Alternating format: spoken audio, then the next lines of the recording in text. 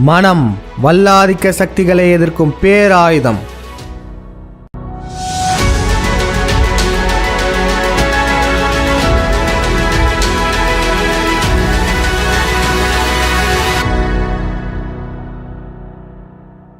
சென்ற பகுதிகளில் தவத்தின் ஆரம்ப நிலை, நடுநிலை, உயர்ந்த நிலை இவைகள் பற்றியெல்லாம் நம்ம பார்த்தோம். இந்த உயர்நிலை தவத்துடைய தொடர்ச்சி தான் இந்த பகுதியும் கூட. எல்லாருமே ஆன்மீகம் என்பது பெரிய கடல் அப்படின்னு சொல்லுவாங்க. இதெல்லாம் யாராலையும் அவ்வளோ சீக்கிரம் புரிஞ்சுக்க முடியாது, ரொம்ப குழப்பமாக இருக்கும் அப்படின்லாம் சொல்லி பயன்படுத்தியிருப்பாங்க. அப்படிலாம் இருக்காது. ரொம்பவே எளிமையாக இந்த விழியத்தில் நம்ம சொல்ல போகிறோம். ரொம்பவுமே இன்ட்ரெஸ்டிங்காகவும் இருக்கும். அதனால் இந்த விழியத்தை முழுமையாக பாருங்கள். இந்த பகுதியில் சக்கரங்களை பற்றியும் குண்டலினி சக்தியை பற்றியும் அவற்றை எவ்வாறு இயக்க முடியுன்றதை நம்ம பார்க்க போகிறோம். சரி, சித்தர்கள் யார்? இந்த சித்தர்கள் இவங்க வேற யாரும் இல்லைங்க, அட்வான்ஸ்டு சயின்டிஸ்ட் மட்டும் இல்லை, இவங்களுக்கு கிடைச்ச ஆற்றல்லாம் வச்சுட்டு மக்களுக்கு உதவி செய்கிறவங்க தான் சித்தர்கள். பல சித்துக்கள் பெற்றிருப்பாங்க. இதில் தான் பல பேர் தவறாக நினச்சிக்கிறாங்க. சித்தர்கள்னாலே மாயாஜாலம் பண்ணிகிட்டு இருப்பாங்க. சித்தர்கள்லாம் நம்ம என்ன பொருள் கேட்டாலும் அப்படியே கொண்டு வந்து கொடுத்துருவாங்க. அவங்களுக்கு கோவம் வந்துச்சுன்னா நமக்கு சாபம் விட்டு நம்மளை பாம்பாவோ முயலாவோ மாற்றிடுவாங்க. ஆண்களை பெண்களெல்லாம் வசியம் பண்ணணுன்னா அவங்ககிட்ட போய் கேட்கலாம். இறந்தவர்களை உயிர்ப்பிப்பாங்க அப்படின்னுலாம் சித்தர்களை பற்றி பல பேரும் தவறான கருத்து வச்சுருக்கீங்க. இது முற்றிலும் தவறு. அனைத்து சித்தர்களுக்கும் மட்டமா சித்திகள்லாம் இருக்குன்னு சொல்ல முடியாது. இப்போ எடுத்துக்காட்டுக்கு எக்ஸாமில் 40 மார்க் எடுத்த பையனுமே பாஸ் ஆனவன் தான், 100 மார்க் எடுத்த பையனுமே பாஸ் ஆனவன் தான். அதே போல் சித்தர்கள்லேயுமே பல லெவல்களில் இருக்காங்க. எல்லா சித்தர்களுமே அட்டமா சக்திகளை கைவர பெற்றிருக்க மாட்டாங்க. அவங்கவுங்க தன்மைகளுக்கு ஏற்ற மாதிரி தான் அவங்களுடைய சித்திகளுமே இருக்கும். இந்திரன் வானத்துக்கு மேலே பறந்ததும் சித்தி தான். சித்த மருத்துவத்தில் சித்தர்கள் புதிய புதிய மருந்துகளை கண்டுபிடிச்சாங்களே, அதுவும் அவங்களுடைய சித்தியால் தான் கண்டுபிடிச்சாங்க. அதனால் சித்துனாலே பறக்கிறது, மறைகிறது அது மட்டுமே இல்லை. கால சூழ்நிலைகளுக்கு ஏற்றாற் போல மக்களின் தேவையை கருதி மக்களுடைய வாழ்க்கையை மேம்படுத்துறதுக்கு இந்த சித்தர்கள் அறிவியல் கண்டுபிடிப்புகள்லாம் கண்டுபிடிக்கிறாங்கல்ல, இதுவுமே சித்து தான். ஒருவர் பிரபஞ்சத்துடன் நேரடி தொடர்பில் இருக்கும்போது தான் பல புதிய அறிவியல் கண்டுபிடிப்புகள்லாம் கண்டுபிடிக்க முடியும். அதனால தான் நம்ம சித்தர்களை அட்வான்ஸ்டு சயின்டிஸ்ட்னு சொல்கிறோம். இந்த மாதிரி சித்திகளுக்காகவே பல பேர் தவம் பண்ணிகிட்டு இருக்காங்க. அப்படிலாம் பண்ணுறவங்களுக்கு சித்தியும் கிடைக்காது, ஆன்மீகத்தில் அடுத்த நிலைக்குமே போக முடியாது. இந்த காலத்தில் பலருமே தன்னை சித்தர்கள்னு சொல்லிகிட்டு இருக்காங்க. அதை கண்டுபிடிக்கிறதுக்கு சித்தர்களுடைய முக்கியமான வரையறைகளை நம்ம சொல்லிடுறோம். அதை வச்சு யார் யார் சித்தர்கள்னு நீங்களே கண்டுபிடிச்சிடலாம். சித்தர்கள்னாலே காவி வேட்டி கட்டிக்கிட்டு உடம்பு ஃபுல்லாக ருத்ராட்சம் போட்டுட்டு கையில் கமண்டலம் வச்சுட்டு உட்காந்துருக்கிறது தான் சித்தர்லாம் இல்லை.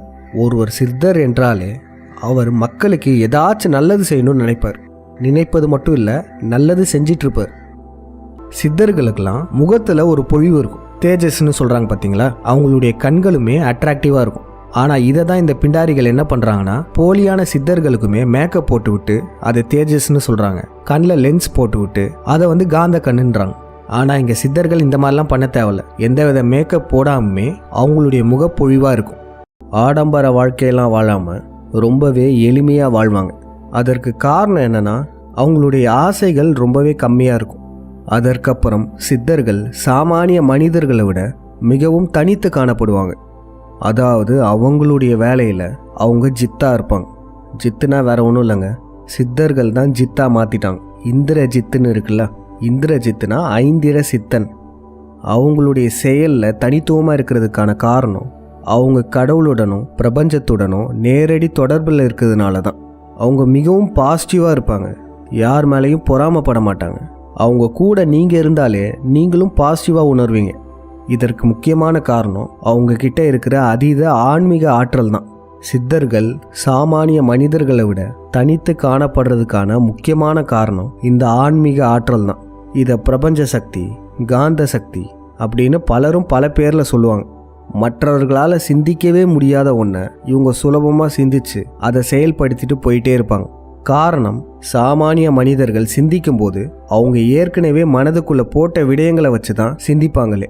இப்போ எடுத்துக்காட்டுக்கு ஒருத்தர் இரவு நேரத்தில் ரோட்டில் நடந்து போயிட்டுருக்காரு. அந்த சமயத்தில் ரோட்டில் ஒன்று பார்க்குறாரு, நீளமாக ஒன்று ரோட்டில் இருக்குது. உடனே அவருக்கு என்ன தோணும்? ஒருவேளை இது பாம்பாக இருக்குமோ, இல்லை ஒருவேளை இது ஒரு கயிறாக இருக்குமோ, இந்த மாதிரி தான் தோணும். அதாவது அவருடைய வாழ்நாளில் இது போன்ற நீளத்தில் ஏற்கனவே பாம்பை பார்த்துருக்காரு, அதே போல் கயிறையும் பார்த்துருக்காரு. அதை வச்சு தான் இது ரெண்டில் ஏதாச்சும் ஒன்று இருக்குமோன்னு யோசிக்கிறார். அதாவது அவர் யோசிக்கும் போது அவருடைய மனமானது இது போல் ஏற்கனவே நடந்த விடயங்கள்லாம் எடுத்துகிட்டு வந்து அதை எண்ணங்களாக உருவாக்கி கொடுக்கும். மனமானது கடந்த கால நிகழ்வுகளை கொண்டு எண்ணங்களை உருவாக்கும்ன்றத மனம் 2வது பகுதியிலேயே நம்ம பார்த்துருப்போம்.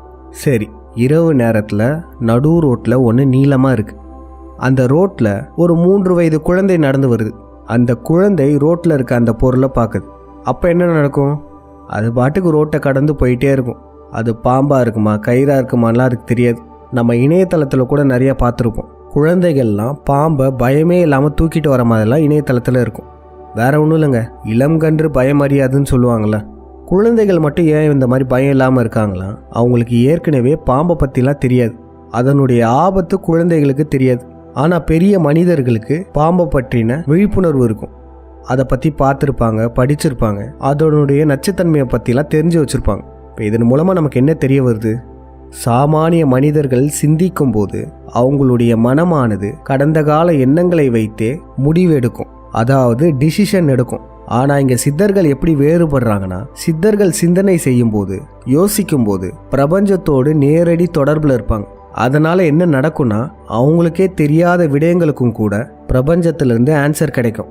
இதை வச்சு தான் சித்தர்கள் பல கண்டுபிடிப்புகளை செஞ்சுருக்காங்க. சாமானிய மனிதர்களுக்கு தோணாதது சித்தர்களுக்கு தோன்றதுக்கான காரணம் பிரபஞ்சத்தோட நேரடி தொடர்பில் இருக்கிறதுனால தான். நம்ம எப்படி இந்த நிலைக்கு போகிறது, அதாவது பிரபஞ்சத்தோட நேரடி தொடர்பு கொள்வது எப்படி? இங்கே தான் குண்டலினி சக்தி பற்றி நம்ம தெரிஞ்சுக்க வேண்டியது இருக்குது. குண்டலினி சக்தியானது குண்டம் என்ற நம்மளுடைய பின்பகுதியில் இருக்கும். அந்த சக்தியை தூண்டி விட்டோன்னா மூலாதார சக்கரத்திலிருந்து துரியம் என்ற சகசிரார சக்கரம் வழியாக பிரபஞ்சத்துடன் தொடர்பு கொள்ளும். வேற ஒன்றும் இல்லைங்க, ஒரு ஆண்டனா மாதிரி செயல்படும். இந்த குண்டலினி சக்தி எழும்புறதுலேயே 3 வகைகள் இருக்குங்க. முதல் வகை பார்த்தீங்கன்னா குரு மூலமாக குண்டலினி சக்தியை மேலே எழுப்புறது. 2வது வகை நாமே பயிற்சிகள் செய்து எழுப்புறது. 3வது வகை தானாக ஆக்சிடென்டெல்லாம் எழும்புறது.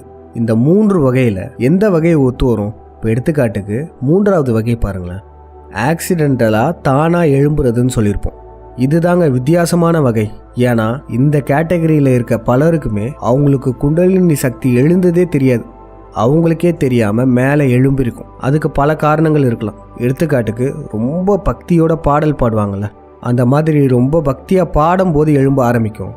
இல்லை எங்கனாச்சும் ஆக்சிடென்ட் ஆகும்போது குண்டலினி சக்தி எழும்பும். இல்லை ரொம்ப எமோஷ்னலாக பாதிக்கப்படும் போது, அளவுக்கு மீறி ஸ்ட்ரெஸ்ஸை தாங்கும்போது, அந்த மாதிரியான சமயத்திலையும் குண்டலினி சக்தி எழும்பும். அதே போல ஒருவர் ஒரு செயலை முழு ஈடுபாட்டோட கூர்ந்து கவனம் செலுத்தி அந்த செயலை செய்யும் போது கூட அவங்களின் குண்டலினி சக்தி விழிப்படைய வாய்ப்பு இருக்கு. இது போன்ற பல காரணங்கள் இருக்கலாம். இந்த மாதிரி ஆக்சிடென்டெல்லாம் குண்டலினி சக்தி எழும்புனவங்க பலருக்குமே அவங்களுக்கு எழும்பி இருக்குன்றதே தெரியாது. ஒரு சிலருக்கு அவங்க உடல் அளவில் சிம்டம்ஸ் காமிச்சிடும். அவங்க உடம்பு ஆடும், 2 புருவத்துக்கு மத்தியில் ஒரு அழுத்தம் ஏற்படுற மாதிரி இருக்கும். இது போல் பல சிம்டம்ஸ் இருக்குது. இந்த மாதிரியான அறிகுறிகள்லாம் அவங்களுக்கு தெரியும். ஆனால் மேலும் ஒரு சிலருக்கு அவங்க உடல் அளவில் எந்தவித அறிகுறிகளுமே தெரியாது. இப்போ அவங்களாம் எப்படி கண்டுபிடிக்கலாம்? அதுக்கு ஒரு வழி இருக்குது. அவங்களுடைய மனதளவில் ஏற்பட்ட மாற்றங்களை வச்சு கண்டுபிடிச்சிடலாம். குண்டலினி சக்தி மேலே எழும்புனதுக்கப்புறம் அவங்களுடைய வாழ்க்கையே மாறி இருக்கும். அவங்க கொஞ்ச நேரம் யோசிச்சு பார்த்தாலே கண்டுபிடிச்சிடலாம். அவங்க லைஃப்லேயே மிகப்பெரிய சம்பவம் நடந்திருக்கும். அந்த சம்பவத்துக்கு அப்புறம் அவங்களுடைய வாழ்க்கையும் கொஞ்சம் கொஞ்சமாக மாற ஆரம்பிச்சிருக்கும். அந்த டேர்னிங் பாயிண்ட் இருக்குல்ல, அதை மட்டும் அவங்க கண்டுபிடிச்சா போதும். வாழ்க்கையில் அடுத்த கட்ட நிலைக்கு போயிருப்பாங்க. அவங்க வேலை பார்க்குற துறையில் மிகப்பெரிய வளர்ச்சி அடைஞ்சிருப்பாங்க. அவங்களுக்கே தெரியாமல் ஆன்மீகத்துக்குள்ளேயே வந்திருப்பாங்க. அவங்க எந்த இடத்துல இந்த டேர்னிங் பாயிண்ட் நடந்தது, எந்த காலகட்டத்திலேருந்து இந்த டிரான்ஸ்ஃபர்மேஷன் நடக்க ஆரம்பிச்சதுன்றதை யோசிச்சாலே அவங்களால சுலபமாக கண்டுபிடிச்சிட முடியும். அந்த காலகட்டத்தில் முன்பே சொன்னது மாதிரி ஆக்சிடென்டெல்லாம் முதுகு தண்டில் அடிபட்டிருக்கலாம், அதிகமாக ஸ்ட்ரெஸ் ஆகிருக்கலாம், அதிகமாக எமோஷனல் ஆகிருக்கலாம். அதனால் அவங்களுக்கே தெரியாமல் குண்டலினி சக்தி மேலே எழுப்பப்பட்டிருக்கலாம். ஆனால் அந்த 3வது வகையில் அதிகப்படியான பாதிப்புகளும் இருக்குங்க. காரணம், நமக்கே தெரியாமல் குண்டலினி சக்தி மேலே எழும்புது. அப்போ அதை தாங்குற அளவுக்கு நம்ம உடம்புல பலம் இல்லைன்னா நம்ம பல இன்னல்களுக்கு ஆளாகும். உடல் அளவுலேயும் சரி, மனதளவுலேயும் சரி பல பாதிப்புகள் வரும். அதே போல் இந்த வகை எல்லாருக்குமே ஏற்ற வகை கிடையாது. காரணம், யாருக்கு எப்போ எழும்புனே தெரியாதுல்ல. அப்போ 2வது வகை பார்ப்போம். 2வது வகை என்னது? நாமளே குண்டலினி சக்தியை எழுப்புறது. நாமளே புத்தகத்தை பார்த்தோ வீடியோவை பார்த்தோ பல பயிற்சிகள் பண்ணி குண்டலினி சக்தியை எழுப்புறது.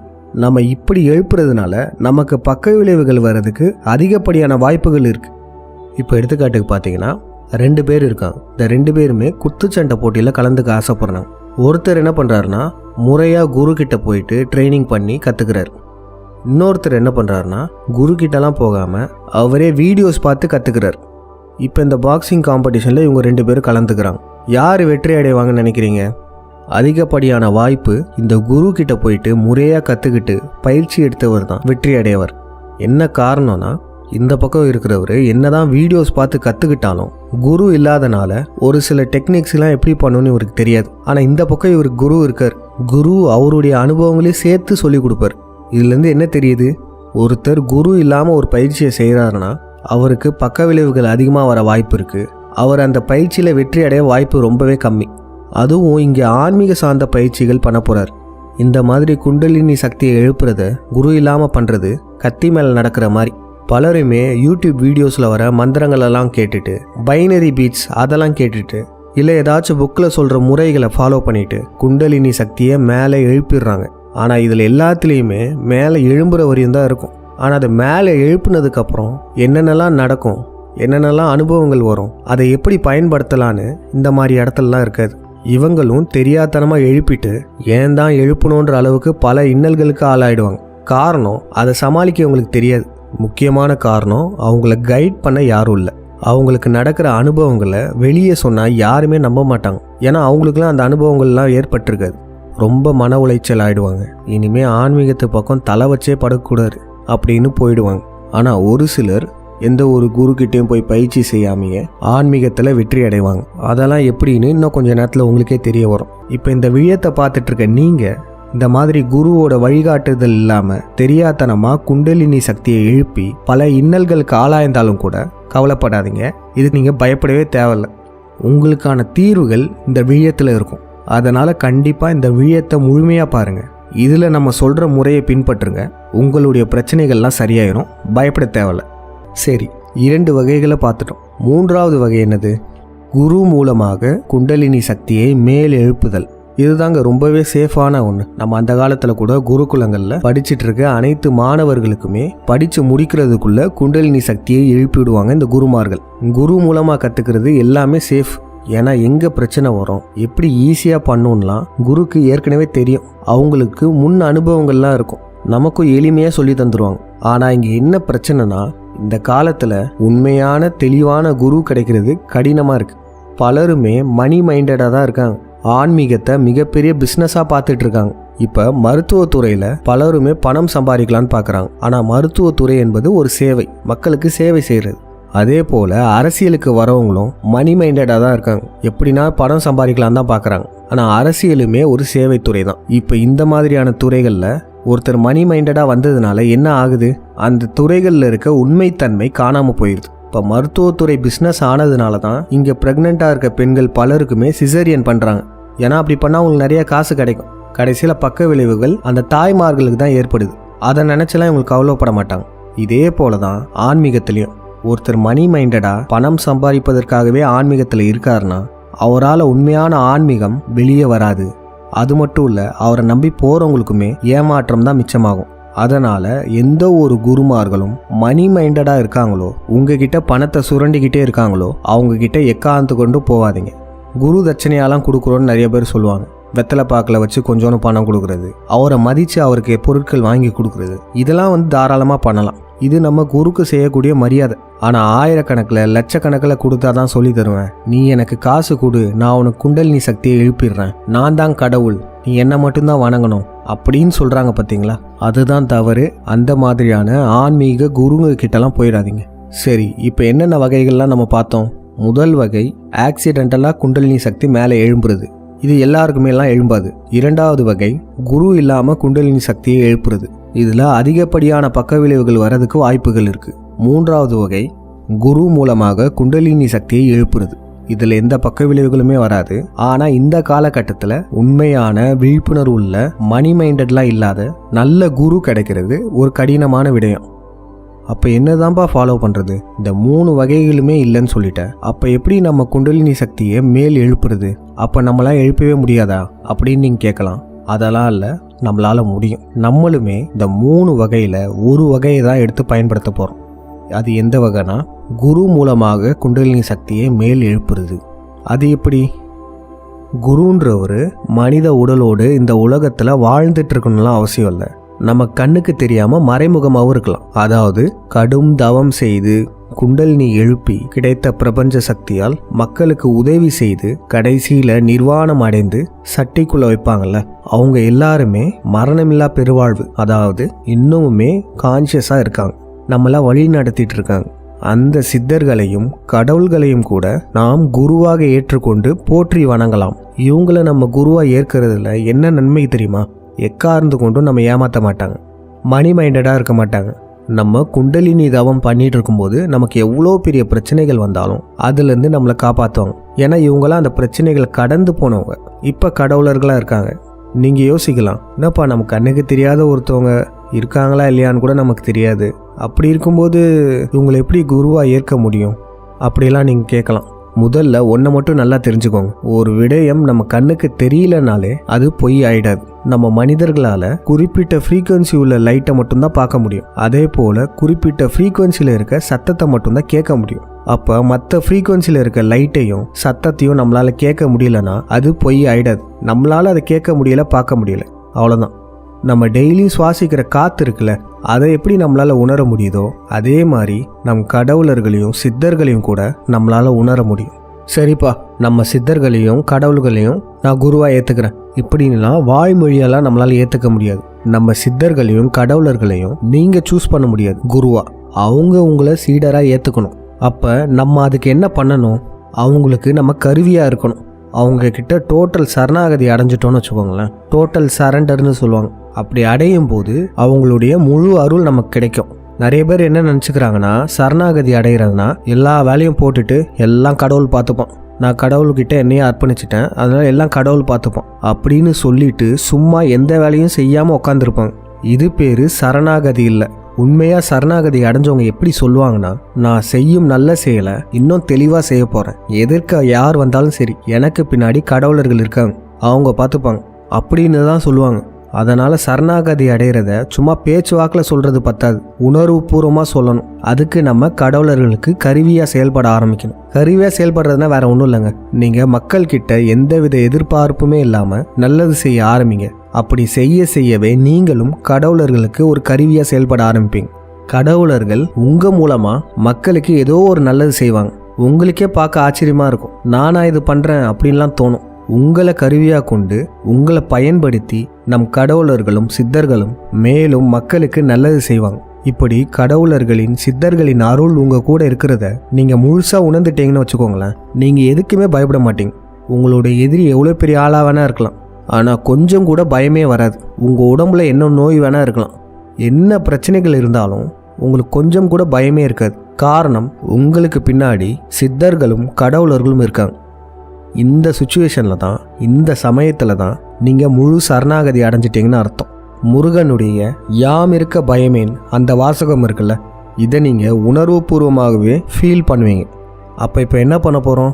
நம் குண்டலினி சக்தியை மேல் எழுப்ப நினைக்கும் அனைவருமே நம் கடவுளர்களையும் சித்தர்களையும் குருவாக ஏற்று அவங்களுடைய அருளோட குண்டலினி சக்தியை மேல் எழுப்ப போகிறோம். முன்பே சொன்னது போல தான், குருவாக ஏற்றுக்கிறேன்னு வாய்மொழியாக நம்ம சொல்லக்கூடாது, நம்ம செயலில் செய்ய ஆரம்பிக்கணும். அவங்க எப்படி அவங்களுடைய வாழ்க்கை முழுக்க பொது நலத்தோடையே வாழ்ந்தாங்க, மக்களுக்கு உதவி செஞ்சுக்கிட்டே இருந்தாங்க, அதுபோல் நீங்களுமே செய்ய ஆரம்பிக்கணும். சித்தர்கள் மாதிரிலாம் மாறணும்னு அவசியம் இல்லை, கொஞ்சம் கொஞ்சமாக ஆரம்பிங்க. நம்மளால் முடிஞ்சது மக்களுக்கு என்ன செய்யலாம், நீங்கள் விழிப்புணர்வு ஏற்படுத்துறதே மிகப்பெரிய உதவி தான். நம்ம இந்த பிண்டாரிகள் கிட்ட இருந்தெல்லாம் மக்களை காப்பாற்றுறதுக்கு என்ன செய்ய போகிறோம் அப்படின்லாம் நீங்கள் யோசிக்க ஆரம்பிங்க. தினம் தினம் நம் கடவுளர்களையும் சித்தர்களையும் வணங்க ஆரம்பிங்க.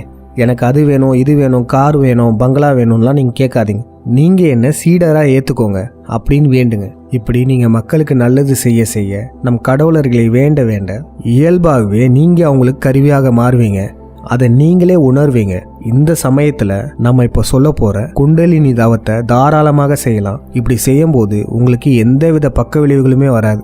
அப்படி வந்தாலும் நம் கடவுளர்கள் அதை சரி செஞ்சுருவாங்க. இப்போ உங்களுக்கு நல்லாவே தெரிஞ்சிருக்கும் நம்ம இப்போ என்ன பண்ண போகிறோம். நம் கடவுளர்களையும் நம் சித்தர்களையும் நம் குருவாக ஏற்றுக்கொண்டு அவங்களுடைய பாதுகாப்பில் குண்டலினி தவம் செய்ய போகிறோம். இப்போ நம்ம குண்டலினி தவம் எப்படி செய்கிறன்றதை பார்த்துடலாம். அதற்கு முன்னாடி சக்கரங்களை பற்றி நம்ம தெரிஞ்சுக்கலாம். சக்கரங்கள் என்பது வேற ஒன்றும் இல்லைங்க, ஒரு இயந்திரம் நிரந்தரமாக கண்டினியூஸாக வேலை செஞ்சுட்டே இருக்கும் பாருங்களேன், அதுதான் சக்கரங்கள். நம்ம உடம்புல இருக்கிற இந்த சுரப்பிகள்லாம் கண்டினியூஸாக வேலை செஞ்சிட்ருக்கு, 24 மணி நேரமே வேலை செஞ்சிட்ருக்கு. இந்த முக்கியமான சுரப்பிகள் தான் சக்கரங்கள். இந்த பிண்டாரிகள் நம் சக்கரங்களுக்கெல்லாம் கலர்ஸையே மாற்றி வச்சுட்டாங்க, ஏதேதோ கலர்ஸ் கொடுக்குறாங்க. ஆனால் உண்மையாகவே ஆசி வகை 7 வண்ணங்கள் தான் இந்த சக்கரங்களுக்குமே நிறங்களாக இருக்கும். முதல் வண்ணம் கருப்பு, இரண்டாவது நீல நிறம், மூன்றாவது பச்சை நிறம், நான்காவது சிகப்பு நிறம், ஐந்தாவது மஞ்சள் நிறம், ஆறாவது வெள்ளை நிறம், ஏழாவது கடைசியா நீர் வண்ணம். இப்போ நம்ம முதல் சக்கரத்தை பார்ப்போம். மூலாதார சக்கரம். முதல் சக்கரமானது நம்மளுடைய முதுகுத்தண்டு முடிகிற இடத்துல இருக்கும். அந்த இடத்துல தான் நம்மளுடைய குண்டமானதும் இருக்கு. இந்த மூலாதார சக்கரம் அட்ரினலின் கிளாண்டை கண்ட்ரோல் பண்ணும். நீங்கள் கேட்கலாம், அட்ரினலின் கிளாண்ட் கிட்னியில் இருக்கு, ஆனால் மூலாதார சக்கரம்னு சொல்லிட்டு முதுகுத்தண்டுவோட கீழே நீங்கள் போட்டிருக்கீங்களே அப்படின்னு நீங்கள் கேட்கலாம். ஆமாம், அட்ரினலின் கிளாண்டை கட்டுப்படுத்தக்கூடிய மையம் இந்த இடத்துல தான் இருக்குது. முதுகு தண்டுவடம் கீழே யூட்ரஸ் ரெக்டம் இருக்கிற இடத்துல இருக்குது. இந்த மையத்தை தான் நம்ம மூலாதார சக்கரம்னு சொல்கிறோம். மூல ஆதாரம், இதுதான் மூலாதாரம். இயற்கையாகவே அனைத்தின் மூலத்தையும் பாருங்களேன், இருட்டாக தான் இருக்கும். ஒரு மிகப்பெரிய மரம் இருந்தாலும் அது அதனுடைய விதையிலிருந்து தான் வளரும். அந்த விதை மண்ணுக்குள்ளே இருட்டிலிருந்து தான் வளரும். ஒரு மிகப்பெரிய மரத்தின் மூலமும் இருட்டு தான். இப்போ நம்ம கூட நம்ம அம்மாவின் வயிற்றுக்குள்ளே இருப்போம்ல, அதுவுமே இருட்டு தான். நம்மளுடைய மூலமும் கூட இருட்டு தான். இப்படி அனைத்தின் மூலமுமே கருப்பாக இருக்கிறதுனால இந்த சக்கரத்துக்கும் கருப்பு கலர் தான். இந்த சக்கரம் என்ன சுரப்பியை குறிக்குதுன்னா அட்ரினல் கிளாண்டை குறிக்கும். இதனுடைய வேலை என்னென்னா, நம்ம மெட்டாபாலிசத்தை கரெக்டாக வச்சுக்கும், பிளட் ப்ரெஷரை கரெக்டாக வச்சுக்கும். ஏதாச்சும் அசம்பாவிதம் நடக்கும்போது நம்மளுடைய உடம்பை ரியாக்ட் பண்ண வைக்கும். நம்ம சாதாரணமாக ஓடும்போது ஒரு ஸ்பீடில் ஓடும், ஆனால் நம்மளை ஒரு மிருகம் துரத்துச்சுன்னு வச்சுக்கோங்களேன், அதிக வேகத்தில் ஓடும். இதுக்கு காரணம் நம்ம பயத்தின் வெளிப்பாடால் அட்ரினலின் ஹார்மோன் சுரக்கிறதுனால தான். அடுத்த சக்கரம் பார்த்தீங்கன்னா சுவாதிஸ்தானம். இந்த சுவாதித்தான சக்கரம் மூலாதார சக்கரத்துக்கு மேலே இருக்கும். இந்த சக்கரமானது டெஸ்டிஸையும் ஓவரியவுமே கண்ட்ரோல் பண்ணும். அதாவது இந்த சக்கரம் செக்ஸ் கிளாண்டை கண்ட்ரோல் பண்ணும். இந்த சக்கரத்துக்கு இந்த பேர் எப்படி வந்துச்சுன்னா சுவதித்தானம். இதுதான் சுவாதித்தானமாகி இந்த பிராமணர்கள் அதை சுவாதிஸ்தானம்னு சொல்ல ஆரம்பிச்சாங்க. எப்படி அகத்தியரை அகசியர்னு சொல்றாங்க, அது மாதிரி சுவாதித்தானத்தை சுவாதிஸ்தானமாக்கிட்டாங்க இந்த யூத பிராமணர்கள். அது என்னது சுவாதித்தானம்? சுவதித்தானம், அதாவது சுக்கிலம் வதித்தானம். இதுதானுங்க சுவாதிஸ்தானம். இந்த சக்கரம் நம்மளுடைய பாலுணர்வை குறிக்கும். இந்த சக்கரத்தோட கலர் பாருங்களேன், நீல நிறம். நீல நிறமுமே காம உணர்வை குறிக்கிறது தான். எப்படி நிலாக்கு ப்ளூ மூணுன்னு சொல்லுவோம், அதே மாதிரி இந்த பிண்டாரிகளை கூட பாருங்க, ஆபாச படங்களுக்கு ப்ளூ ஃபிலிம்னு பேர் வச்சிருப்பாங்க. இப்போ உங்களுக்கு புரியுதா ஆபாச படங்களுக்கு ஏன் ப்ளூ ஃபிலிம்னு பேர் வச்சாங்கன்னு? அடுத்த சக்கரம் பார்த்தீங்கன்னா மணிப்பூரகம். இந்த சக்கரத்துக்கு பச்சை கலர்ல கொடுத்துருப்பாங்க. இந்த சக்கரம் நம்மளுடைய பான்கிரியாஸை குறிக்குது. இந்த சக்கரத்துடைய பேர் மூலத்தை பாருங்களேன், மணிப்பூரகம், அதாவது மணி பூர்த்தி அகம். இது ஒரு டைம் கீப்பிங் கிளாண்டுன்னு சொல்லுவாங்க. அதாவது வேற ஒன்றும் இல்லை. இப்போ பான்கிரியாஸ் பிரச்சனையாச்சுன்னா டயபெட்டிஸ் பேஷண்ட்டுக்கு என்ன சொல்லுவாங்க? நேரத்துக்கு சாப்பிட்ணும் அப்படின்னு சொல்லுவாங்க, பார்த்துருக்கீங்களா? ஏன்னா இங்கே இன்சுலின் பிரச்சனை இருக்கிறதுனால நேரத்துக்கு பசி எடுக்கும். அதனால தான் இதை டைம் கீப்பிங் கிளாண்டுன்னு சொல்கிறாங்க. இதனுடைய நிறமும் கூட பச்சை கலர். இந்த பச்சை என்பது விவசாயத்தையும் குறிக்கும். விவசாயம் என்பதும் நேரத்துக்கு செய்யப்படும் வேலை தான். சரி, அடுத்த சக்கரம் அநாகத சக்கரம், அதாவது அனல் காத்த சக்கரம். இந்த சக்கரம் எந்த கிளாண்டை குறிக்கும்னா தைமஸ் கிளாண்டை குறிக்கும். இந்த கிளாண்ட் நம்மளுடைய உடல் டெம்பரேச்சரை மெயின்டைன் பண்ணும். இதனுடைய பேரும் அதுதான் சொல்லுது, அனல் காத்த சக்கரம். இதற்கான ஆசிவக நிறம் பார்த்தீங்கன்னா சிகப்பு. இந்த தைமஸ் கிளாண்டும் சரி, இது இருக்கிற இந்த ஹார்ட்டுமே சரி சிகப்பு கலர் தான். அதுலேருந்து கொண்டு செல்லப்படுற ரத்தமுமே சிகப்பு தான். இந்த அனல் காத்த சக்கரத்தில் அனல் என்பது ஃபயர், நெருப்பு, அதுவுமே சிகப்பு தான். அதனால் இதுக்கான நிறம் சிகப்பு. இப்போ அடுத்த சக்கரம் பாருங்கள், விசுத்தி சக்கரம். இந்த சக்கரத்துக்குரிய கிளாண்டு பார்த்தீங்கன்னா தைராய்டு கிளாண்ட். நம்ம உடலுடைய மெட்டபாலிசத்தை பார்த்துக்கிற கிளாண்ட் தான் இது. நம்மளுடைய உணவு சத்துக்களை எரித்து எனர்ஜியாக மாற்றுறது தான் இந்த கிளாண்டுடைய வேலையை. இந்த கிளாண்ட் சரியில்லைன்னா நம்ம ரொம்ப சோர்வாக இருப்போம், சோம்பேறித்தனமாக இருப்போம், அதிகமாக தூங்கிட்டே இருப்போம், உடல் பருமனாக ஆகும். காரணம் நம்ம உடம்புல மெட்டபாலிசம் சரியாக நடக்கலைன்னு அர்த்தம். இதற்கு இந்த பேர் எப்படி வந்துச்சுன்னு பாருங்களேன், விசுதி சக்கரம். வி சுத்தி, வி என்றால் உயர்ந்த, சுத்தி என்றால் சுத்தம் செய்வது. நம்ம உண்ற உணவுல தாதுக்களை எரிச்சு தான் அதை எனர்ஜியாக மாற்றுது, அதாவது சக்தியாக மாற்றுது. இந்த எரிக்கிறது தான் சுத்தம் செய்வது. ஆனால் இங்கே சுத்தம் செய்கிறதுனால இதனுடைய நிறம் வெள்ளையாக தான் இருக்கணும். ஆனால் இங்கே வெள்ளைக்கு பதிலாக நம்ம ஆசிவகத்தில் மஞ்சள் கலரில் இருக்குது. காரணம், இதற்கு அடுத்த சக்கரமான ஆக்கனை சக்கரம் ஞானத்தை குறிக்கும், என்லைட்மெண்ட்டை குறிக்கும். அதனால் அதுக்கு வெள்ளை கலரை வச்சுட்டோம். அப்போ இதுக்கு வேறு என்ன கலர் வைக்கலாம்னா கோல்டன் எல்லோ, இந்த மஞ்சள் கலரை வைக்கலாம். இந்த மஞ்சளுமே பியூரிட்டியை தான் குறிக்கும். இப்போ எடுத்துக்காட்டுக்கு தங்கம் இருக்குல்ல, தங்கம் என்பது கெமிக்கலாக எந்த ஒரு எலமெண்ட் கூடயும் ரியாக்ட் ஆகாது. அது பியூரஸ்ட் ஃபார்மாக இருக்கிறதுனால தான் நம்ம கூட ஒருத்தரை புகழும் போது இவர் சுத்த தங்கம்னு சொல்லுவோம். தங்கம் என்பது சுத்தத்தை குறிக்கும், அதாவது பியூரிட்டியை குறிக்கும். அதனால் தங்கத்துடைய கலரான மஞ்சள் நிறத்தையே இந்த சக்கரத்துக்கும் நம்ம வச்சுருக்கோம். அடுத்த சக்கரம் ஆக்கனை சக்கரம். பிட்யூட்டரி கிளாண்ட், பீனியல் கிளாண்ட், அப்புறம் தலாமஸ், இது எல்லாமே சேர்ந்தது தான் இந்த ஆக்கனை சக்கரம். இந்த மூன்றுமே தான் நம்ம உடம்புல இருக்க மற்ற சக்கரங்களையுமே கண்ட்ரோல் பண்ணும், அதாவது மற்ற கிளாண்டுகளையுமே கண்ட்ரோல் பண்ணுது. இதுக்கு இன்னொரு பேரும் இருக்குது, தேர்ட் ஐ, அதாவது நெற்றிக்கண்ணுன்னு கூட சொல்லுவாங்க. அதற்கு முக்கியமான காரணம் இந்த பீனியல் கிளாண்ட் தான். நம்ம கண்ணில் இருக்க ரெட்டினா எப்படி லைட்டை சென்ஸ் பண்ணுமோ, அதாவது ஒளியை எப்படி உணருதோ, அதே போல் இந்த பீனியல் கிளாண்டுமே லைட்டை சென்ஸ் பண்ணக்கூடியது, ஒளியை உணரக்கூடியது. ஒளியை உணர்ந்து இது காலையில் நேரமா இல்லை இரவு நேரமான்றது கணிச்சு நமக்கு தூக்கத்தெல்லாம் கொடுக்கும். இப்படி நம்ம கண்களில் இருக்க பண்புகள் இந்த பீனியல் கிளாண்ட்லையும் இருக்கிறதுனால இதற்கு நெற்றி கண்ணு நம்ம பேர் வச்சுருக்கோம். அது என்ன ஆக்கு நெய் சக்கரம்? ஆக்கு நெய் என்பது ஆக்கு கூட்டல் நெய். இதில் நெய்யின்றது வேற ஒன்றும் இல்லைங்க, நம்ம பீனியல் கிளாண்டால் உருவாகக்கூடிய டிஎம்டி அமிலம் தான் இந்த நெய். இந்த அமிலத்தை தான் நம்ம ஆன்மீகத்தில் அமிர்தம் சுரக்கும் அப்படின்னு சொல்லுவோம். அந்த அமிர்தம் தான் இந்த டிஎம்டி. இது பார்க்க நெய் மாதிரியே இருக்கும், அதனால் இதனுடைய பேரும் ஆக்கு நெய், ஆக் நெய். இந்த சக்கரம் என்லைட்மெண்ட்டுக்கான சக்கரம் என்பதால், ஞானத்துக்கான சக்கரம் என்பதால் இதனுடைய நிறமும் வெள்ளை நிறம். அடுத்து கடைசியாக 7வது சக்கரம். இந்த சக்கரம் நம்ம உடம்புல இல்லை, நம்ம உடம்புல இருக்க பீனியல் கிளாண்ட்ல இருந்து நம்ம பிரபஞ்சத்துக்கு கனெக்ட் பண்ணக்கூடிய சக்கரம் தான் இது. இந்த சக்கரத்துடைய பேர் சஹஸ்ரார சக்கரம். சா என்றால் நீளமான, அசுர என்றால் பெரிய, நீளமான பெரிய ஆரம் தான் சஹஸ்ராரம். நம்ம கடவுளர்களின் படத்துக்கு பின்னாடி சுற்றி வட்டமாக ஒரு ஒளிவட்டம் இருக்கும் பார்த்தீங்களா, அதுதான் இது. இந்த சக்கரம் தான் நம்மளையும் இந்த பிரபஞ்சத்தையும் சூட்சுமமாக இருக்கும் நம்ம கடவுளர்களையுமே கனெக்ட் பண்ணக்கூடிய சக்கரம் தான் இது. இதனுடைய நிறம் பார்த்தீங்கன்னா நீர் வண்ணம். சித்தர்கள் பிரபஞ்சத்தோடு கனெக்ட் ஆகி நீர்வண்ண நிலையை அடைவாங்க. அதோடைய நிறம் தான் இந்த நீர்வண்ண நிறம். குண்டலினி சக்தியானது குண்டமான நம்மளுடைய பின்புறத்தில் இருக்கும். அந்த சக்தி விழிப்படைஞ்சதுன்னா கீழே இருந்து மேலே வரையும், அதாவது இந்த 6வது சக்கரம் வரையும் சென்றடையும். அதுக்கப்புறம் இந்த 6வது சக்கரத்தில் இருக்க பீனியல் கிளாண்ட் டிஎம்டி அமிலத்தை சுரக்கும். அந்த அமிலம் சுரந்ததுக்கப்புறம் 7வது சக்கரம் வழியாக நம்மால் பிரபஞ்சத்துடன் தொடர்பு கொள்ள முடியும். குண்டலினி சக்தி விழிப்படைஞ்சதுக்கப்புறம் இதுதான் நடக்கும். அதுக்கப்புறம் இந்த இடநாடி, பின்கல நாடி, இதனுடைய உண்மை பொருள் என்னன்றதை நம்ம ஏற்கனவே பார்த்துருக்கோம். அதாவது இதநாடி என்பது பிட்யூட்டரி கிளாண்டை குறிக்கும், உடம்பை இதமாக வச்சுக்கிறதுக்கான நாடி. அடுத்து பின்கல நாடி இல்லை, அது விண்கல நாடி. விண்கல நாடி என்பது பீனியல் கிளாண்டை குறிக்கும், நம்மளையும் இந்த பிரபஞ்சத்தையும் தொடர்பு கொள்ள வைக்கிறதுக்கான நாடி தான் இது, விண்கல நாடி. சூசம நாடி என்பது சுசம நாடி. சமனா நியூட்ரல்னு அர்த்தம். இப்போ நம்ம சொன்னோம்ல, இந்த சக்கரங்கள் அப்புறம் இந்த நாடிகள் இதெல்லாம் இந்த பிண்டாரிகள் மறைச்சு தவறான கருத்துக்களை இப்போ புகுத்தி வச்சுருக்காங்க. பலருமே இப்போ குண்டலினி சக்தியை எழுப்ப முடியாததுக்கு காரணமும் இதுதான். இப்போ நம்ம குண்டலினி சக்தியை விழிப்படைய வைப்பதற்கான பயிற்சியை பார்க்க போகிறோம். அதற்கு முன்னாடி உங்களுக்கு 3 விடயங்கள் தெரிஞ்சிருக்கணும். நம்மளுடைய மூச்சு, கவனிக்கிறது இதனுடைய பொருள், அதுக்கப்புறம் அதிர்வு.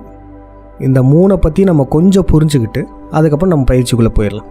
இந்த மூச்சு காற்று, மனம் விழியங்கள்லாம் சொல்லியிருப்போம். மூச்சும் மனதும் டைரக்ட்லி ப்ரொபோஷனல். அதாவது மனம் வேகமாக இயங்கிட்டு இருக்கும்போது மூச்சு வேகமாக இயங்கும், மனம் கம்மியாகும் போது மூச்சின் வேகமும் கம்மியாகும். ஒருத்தர் மரணம் அடைஞ்சிட்டாங்கன்னா அங்கே மனமே இருக்காது, அங்கே மூச்சுமே இருக்காது.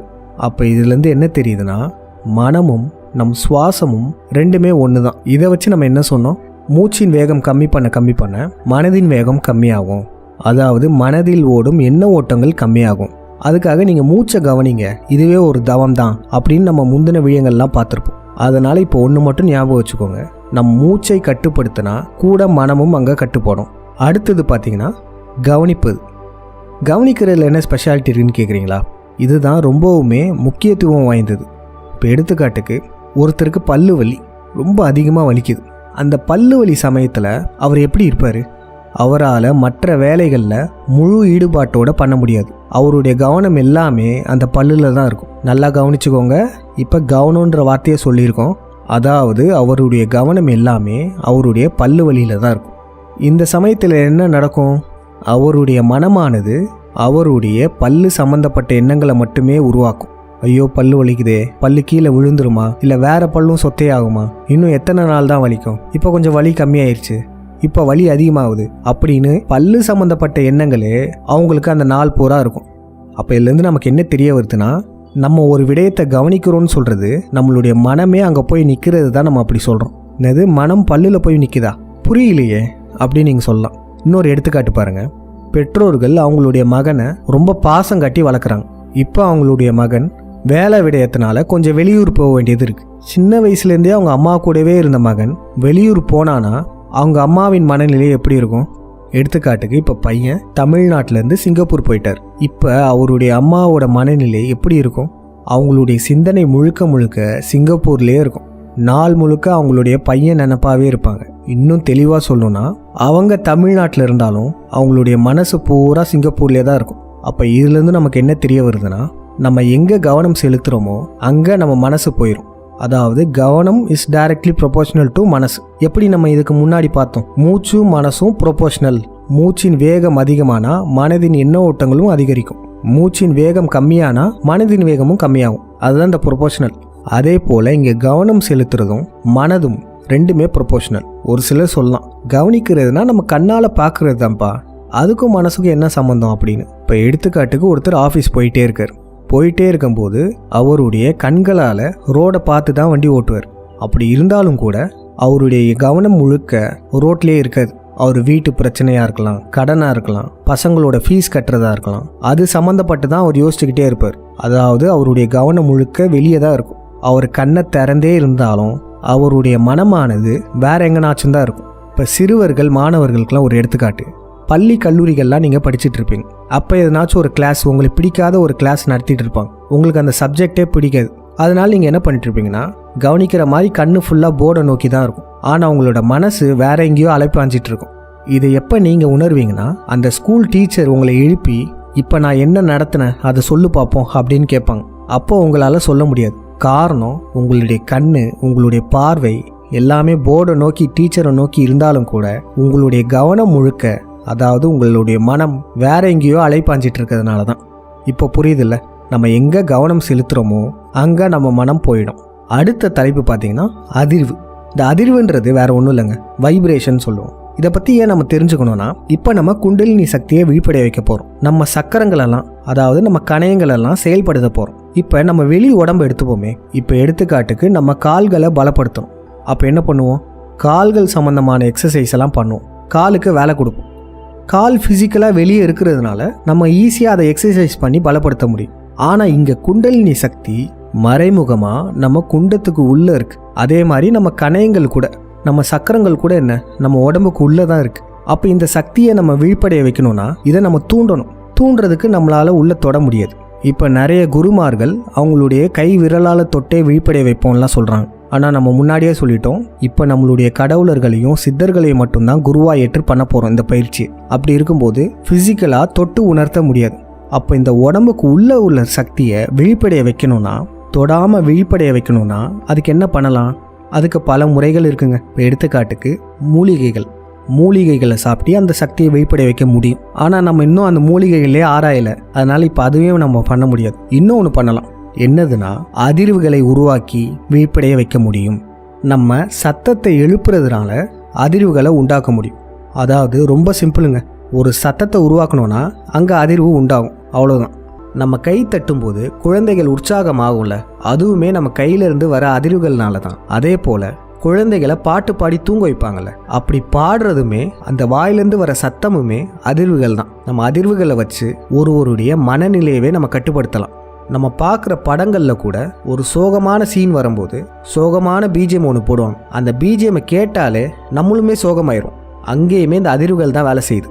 நீங்கள் தினமும் பாட்டு கேட்கும்போது கூட நேர்மறையான மகிழ்ச்சியை உண்டாக்கக்கூடிய பாட்டுகள்லாம் கேளுங்க. அந்த இசையின் அதிர்வுகளால் உங்களின் மனநிலையே மாறும். இப்போ இந்த 3 விதமான தலைப்புகளை பார்த்தோம். இப்போ இந்த 3மே ஒன்றுக்கு ஒன்று எப்படி கனெக்ட் ஆகுதுன்னு பாருங்கள். நம் மூச்சு காற்று, இந்த சுவாசமும் நம்ம மனமும் ஒன்று தான் சொல்லிட்டோம். அப்போ நம்ம சுவாசத்தை எங்கே கொண்டு போகிறோமோ நம் மனமும் அங்கே போகும். இதுதான் மொதல் பாயிண்ட். இரண்டாவது, கவனத்தை எங்கெல்லாம் செலுத்துகிறோமோ நம் மனமும் அங்கே போயிடும்னு சொல்லியிருக்கோம். மூன்றாவது, ஒலி மூலமாக, அதாவது ஒரு சத்தத்து மூலமாக அதிர்வுகளை உண்டாக்க முடியும். அந்த அதிர்வுகள் மூலமாக குண்டலினி சக்தியை விழிப்படைய வைக்க முடியும்னு சொல்லியிருக்கோம். இப்போ இந்த மூணையுமே கனெக்ட் பண்ணக்கூடியது தான் நம்மளுடைய பயிற்சி. வேற ஒன்றும் இல்லைங்க. ஓம் என்னும் மந்திரத்தை சொல்லி குண்டலினி சக்தியை நம்மால் விழிப்படைய வைக்க முடியும். அது எப்படின்னு இப்போ பார்க்க போகிறோம். நம்ம சாதாரணமாக ஓம்னு சொல்லக்கூடாது. எப்படி சொல்லணும்னா,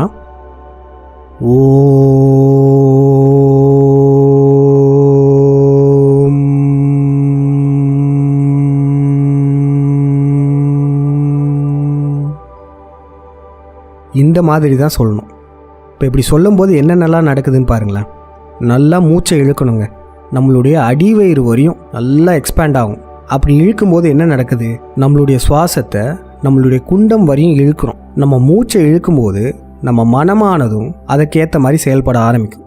அடுத்து என்ன பண்ணணும்னா, மூச்சை நல்லா இழுத்து வச்சுட்டு நம்மளுடைய குண்டத்தில் நம்மளுடைய கவனத்தை செலுத்தணும். நம்ம அங்கே கவனிக்கும் போது என்ன நடக்குது, நம்ம மனமானது எங்கே கவனிக்கிறோமோ அங்கே போயிடும்.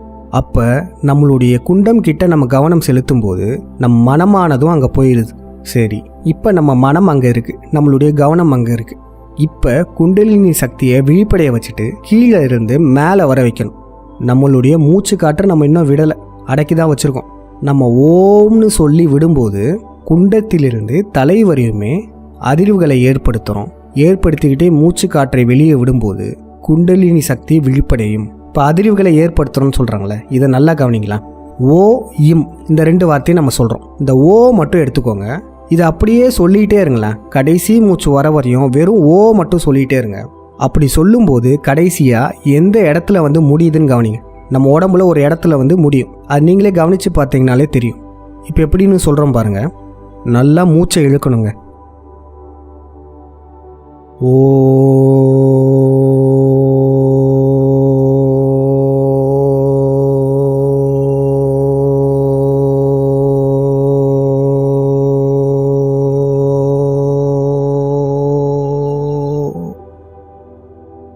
கடைசி மூச்சு வர வரையும் வெறும் ஓ மட்டுமே சொல்லுங்களேன்.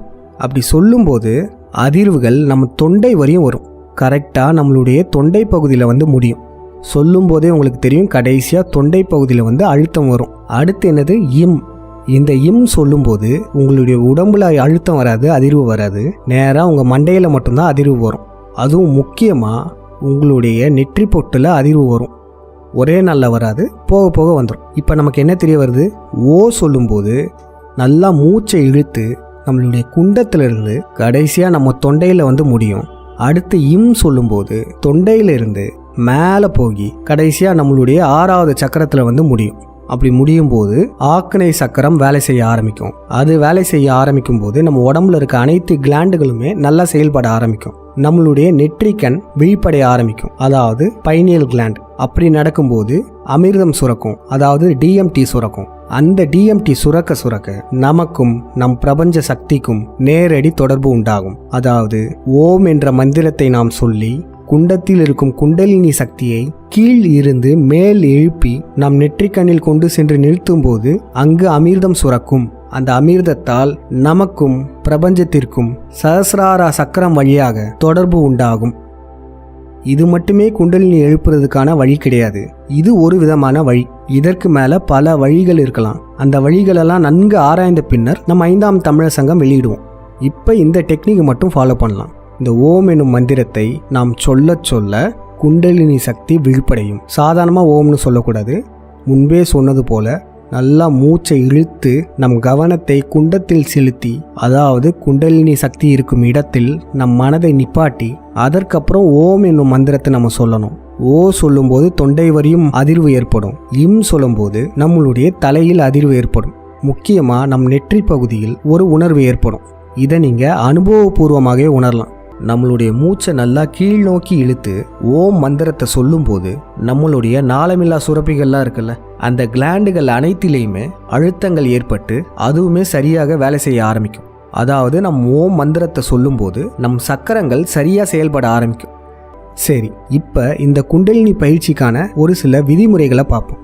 நம்ம முன்பே சொன்னது போல தான் குண்டலினி சக்தியை விழிப்படைய வைப்பது கரண்ட் பாக்ஸில் கை வைக்கிறது மாதிரி தான். அதனால் சேஃப்டியோடு தான் நம்ம அதை அணுகணும். அதுக்கு தான் நம்ம என்ன சொல்லியிருக்கோம், நம் கடவுளர்களையும் நம் சித்தர்களையும் நாம் துணையாக கொண்டு இந்த பயிற்சியை செய்ய வேணும். அவங்களுக்கு நம்ம சீடர்கள் ஆகணும்னா அவங்களுடைய கருவியாக நம்ம செயல்படணும். மக்களுக்கு நம்மால் முடிஞ்ச நன்மைகளை செய்ய செய்ய நம் கடவுளர்களையும் சித்தர்களையும் சரியான முறையில் மனதார வணங்கும் போது இயல்பாகவே அவங்களுக்கு நம்ம கருவிகளாக ஆகிடும்.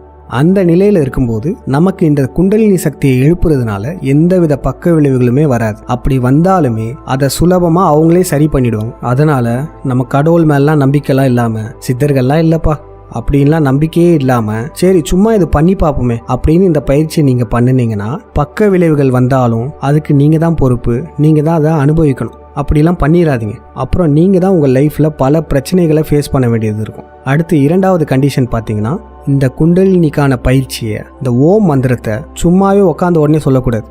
முதல்ல மனதின் வேகம் கம்மியாகும். அதாவது மனதில் ஓடும் எண்ண ஓட்டங்கள் கம்மியாகணும்.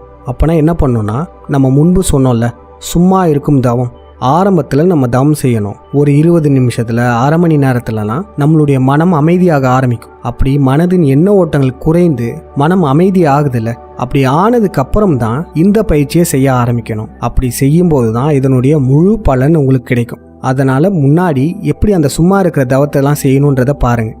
நம்மளுடைய பழைய மனம் விழியங்கள்லாம் பாருங்கள். அதை முதல்ல ஆரம்பிச்சுட்டு கொஞ்ச நேரம் தவத்திற்கு அப்புறம் உங்களுடைய மனம் அமைதியாகும். அதை நீங்களே உணர்வீங்க. உங்களுடைய ஐம்புலன்களும் கொஞ்சம் கொஞ்சமாக ஆஃப் ஆயிரும். சுற்றி உள்ள சத்தங்கள்லாம் கேட்காது. அப்படி உங்களுடைய மனம் அடங்குனதுக்கப்புறம் இந்த பயிற்சியை செய்ய ஆரம்பிங்க. முழு பலன் கிடைக்கும். 3வது கண்டிஷன் பார்த்தீங்கன்னா, இந்த குண்டலினி பயிற்சி செய்யும்போது நம்ம உடம்புல சூடு அதிகரிக்கும். உடல் சூட்டு ரொம்பவே அதிகரிக்கும். அப்படி சூடு அதிகரிக்கும் போது என்ன நடக்கும்னா, உங்களுடைய காம எண்ணங்களும் கோப எண்ணங்களும் அதிகரிக்க ஆரம்பிக்கும். சூட்டிற்கும் காமத்திற்கும் கோபத்திற்குமே ஒற்றுமை இருக்குங்க. இப்போ ஆங்கிலத்திலலாம் பார்த்தீங்கன்னா he is hot, she is hot அப்படின்லாம் சொல்லுவாங்க பார்த்தீங்களா. அந்த ஹாட்ன்றது அங்கே அது காமத்தை குறிக்கும். அதே போல் இப்போ நம்ம பேச்சு வழக்கில் சொல்லியிருப்போம் பார்த்தீங்களா, அவன் சூடாக இருக்கான், அவனை அமைதியாக்கு, ரொம்ப சூடாகாதரா அப்படின்லாம் சொல்லுவாங்க. அதாவது சூடாக இருக்கானா ரொம்ப கோபமாக இருக்கான்னு அர்த்தம். இந்த சூட்டுனால காம உணர்வும் கோப உணர்வும் அதிகரிக்கும். அப்போ இது எப்படி நம்ம சரி பண்ணலான்னா, இந்த குண்டலினி தவம் பண்ணுற அந்த நாட்களில் நம்ம உடம்ப குளிர் வச்சுக்கணும். தினமும் 2 முறை குளிக்கிறது, அப்புறம் வாரத்துக்கு 2-3 தடவை எண்ணெய் தேய்ச்சி குளிக்கிறது, அதுக்கப்புறம் குளிர்ச்சியான பொருட்களை சாப்பிட்றது. இதன் மூலமாக நம்மளுடைய சூட்டை குறைச்சிடலாம். அதனால காம உணர்வுகளும் கோப உணர்வுகளுமே கட்டுப்படுத்தலாம். இந்த குண்டலினி தவம் பண்ணுற நாட்களில் மட்டும் இந்த முறைகளை நீங்கள் ஃபாலோ பண்ணிக்கலாம். இப்போ எடுத்துக்காட்டுக்கு ஒரு 21 நாள் இந்த தவம் பண்ண போகிறேன்றீங்க, இல்லை ஒரு 7 நாள் தொடர்ந்து பண்ணுறீங்கன்னா அப்போ மட்டும் உடம்பை சூடாக்கும் உணவுகளை நாம் தவிர்த்துக்கலாம். எந்தெந்த உணவுகள்லாம் உடம்பை சூடாக்குன்றதை நீங்களே தேடி பாருங்கள். அந்தந்த உணவுகளை மட்டும் தவிர்த்துக்கோங்க. தண்ணி அதிகமாக குடிங்க. இதெல்லாம் பண்ணுறதுனால உடல் சூட்டினால் ஏற்படும் பாதிப்புகளெல்லாம் நம்மளால் குறைச்சிட முடியும். அடுத்து இந்த குண்டலினி தவம் பண்ணுறவங்களுக்கு ஒரு சிலருக்கு இதெல்லாம் நடக்கும். கெட்ட கெட்ட கனவு வருது, ஏதோ ஒரு சத்தங்கள்லாம் கேட்குறது, யாருக்கும் தெரியாததெல்லாம் பார்க்குறது, இந்த மாதிரிலாம் உங்களுக்கு நடக்கும். முதல்ல இதெல்லாம் பார்த்து பயப்படவே கூடாது. நம்ம கடவுளர்களை நீங்கள் வணங்க அவங்களுடைய துணையை கொண்டு இந்த பயிற்சியை நீங்கள் செய்யும்போது இந்த மாதிரியான சிம்டம்ஸுமே கம்மியாயிடும். முதல்ல உங்களுக்கு வரக்கூடிய இந்த அறிகுறிகள்லாம் உண்மையா பொய்யான்னு ஆராய்ந்து பார்க்கணும். ஏன்னா பலருமே கற்பனை உலகத்தில் ஹாலோசினேஷனில் தான் வாழ்ந்துட்டு இருக்காங்க. கடைசியாக இந்த குண்டலினி சக்தியை எழுப்பிட்டு நீங்கள் என்ன பண்ண போகிறீங்க அதை முக்கியமாக நீங்கள் தெரிஞ்சு வச்சுக்கணும். இது எழும்புறது மூலியமா நீங்கள் ஒரு முழுமையான மனிதனாக மாறுவீங்க. உங்களுடைய தனித்திறமைகள்லாம் வெளிப்பட ஆரம்பிக்கும். பலருமே சொல்லுவாங்க, இந்த மாதிரி குண்டலினி தவம்லாம் செஞ்சீங்கன்னா குடும்ப வாழ்க்கையை விட்டு வெளியே போயிடுவாங்க, துறவி ஆயிடுவாங்க, சாமியார் ஆயிடுவாங்கலாம் சொல்லுவாங்க. அப்படிலாம் கிடையாது. அதுவும் குண்டலினி தவம் செய்கிறவங்களாம் கல்யாணமே பண்ணிக்க கூடாதுன்னு சொல்லுவாங்க. அதுவுமே தவறு தான். அந்த காலத்தில் நம் முன்னோர்கள், நம் சித்தர்கள் குருகுலங்களில் படிக்கும் அனைத்து மாணவர்களுக்குமே குண்டலினி சக்தியை விழிப்படைய வைப்பாங்க. குருகுலம் காலம் முடிஞ்சதுக்கப்புறம் வானத்தில் பட்டத்தை விட்டு அதை கொண்டாடுவாங்க. இப்போ எப்படி பட்டமளிப்பு விழா இருக்கு, அந்த காலத்தில் குருகுல மாணவர்கள் வெற்றிகரமாக குண்டலினி சக்தியை மேலே எழுப்புனதுக்கான சிம்பாலிசம் தான் இந்த பட்டம் விடுறது. இதை தான் இப்போ பட்டமளிப்பு விழான்னு மாற்றி வச்சுருக்காங்க. அதனால் அந்த காலகட்டத்தில் பெரும்பாலான மக்கள் அனைவருமே குண்டலினி விழிப்படைஞ்சவர்கள் தான். அவங்க குருகுலத்தில் விழிப்படைய வச்சதுக்கப்புறம் வெளியே வந்து அவங்க சாதாரண வாழ்க்கை வாழ்வாங்க, திருமணம் செஞ்சுப்பாங்க, குழந்தை பெற்றுப்பாங்க. இப்போ நம்மளுடைய கடவுளர் ராவணனே திருமணம் செஞ்சு குழந்தை பெற்றுக்கிட்டவர் தானே. ராவணனின் மகன் தானே இந்திரன். அதனால் இந்த குண்டலினி சக்தி விழிப்படைகிறதுனால திருமணம் செஞ்சுக்க கூடாதுன்னு சொல்கிறது ஒரு பொய் தான். ஆனால் இந்த தவம் செய்யும்போது மட்டும் அந்த செய்கிற நாட்களில் மட்டும் இல்லறத்தில் இருக்கிறத தவிர்த்துக்கோங்க. பெண்களுமே மாதவிடாய் காலகட்டத்திலலாம் இந்த மாதிரியான தவம் செய்கிறத நிப்பாட்டிக்கோங்க. ஏன்னா சும்மாவே உடம்பு சூடு அதிகரிக்கும். அந்த சமயத்தில் இந்த மாதிரியான பயிற்சிகள்லாம் செஞ்சோன்னா இன்னும் சூடு அதிகரிக்க தான் செய்யும். நம்ம முன்னாடியே சொல்லியிருக்கோம், நம்ம எந்த தவம் எந்த பயிற்சி செய்தாலுமே எதையுமே வலுக்கட்டாயமாக நம்ம செய்யக்கூடாது. அதனால் பெண்கள் அந்த காலகட்டத்திலாம் இதை தவிர்த்துக்கோங்க. கடைசியாக இந்த குண்டலினி சக்தியை எப்படி பயன்படுத்தலான்னு இப்போ பார்ப்போம். இந்த குண்டலினி சக்தியை மேலே எழுப்பி பிரபஞ்சத்தோடு தொடர்பில் இருக்கீங்களே, அப்படி இருக்கும்போது பிரபஞ்சத்திலேருந்து சமிக்கைகள் வரும், அங்கேருந்து தகவல்கள் கிடைக்கும், இல்லை ஏதாச்சும் மெசேஜ் வரும். இப்படி என்னதான் வந்தாலும் கூட நீங்கள் எல்லாமே ஆராய்ந்து பார்த்த பின்பு தான் அதை செயல்படுத்தணும்.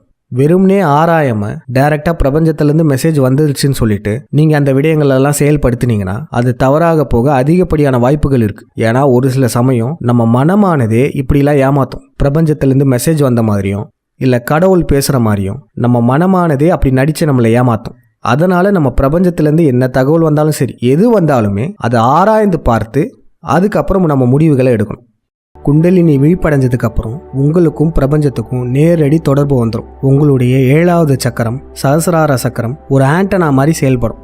ஆன்மீகத்தில் அடுத்த கட்ட நிலை செல்ல போகிறோன்னு சொல்கிறவங்க, சித்தர்கள் ஆகிறதுக்கு முயற்சிக்கிறவங்க எல்லாருக்குமே இப்போ சொல்ல போகிறது ரொம்பவே தேவையான ஒன்றா இருக்கும். அதுதான் சிற்றின்பம் பேரின்பம். இதை சுலபமாக புரிஞ்சுக்கிறதுக்கு ஒரு நடைமுறை பயிற்சி. இப்போ இந்த விழியத்தில் ஒன்று சொல்லுவோம், அதை கேட்டதுக்கப்புறம் இந்த விழியத்தை நீங்கள் கொஞ்ச நேரம் பாஸ் பண்ணிவிட்டு அதில் சொன்ன மாதிரியே செஞ்சுட்டு திருப்பி வரணும், அவ்வளோதான். இப்போ நாங்கள் சொல்கிறத அப்படியே சிந்திச்சு பாருங்கள். நம்ம பூமியில் ஒரு பெரிய எரிக்கல் வந்து விழுது. அது விழுந்ததுக்கப்புறம் குமரி கண்டமே கொஞ்சம் கொஞ்சமாக மூழ்க ஆரம்பிக்குது. அங்கே வாழ்ந்த மக்கள் தப்பிச்சிட்டாங்க. எப்படியெல்லாம் தப்பிச்சு அங்கேருந்து போயிருப்பாங்கன்னு கொஞ்சம் சிந்திச்சு பாருங்களேன்.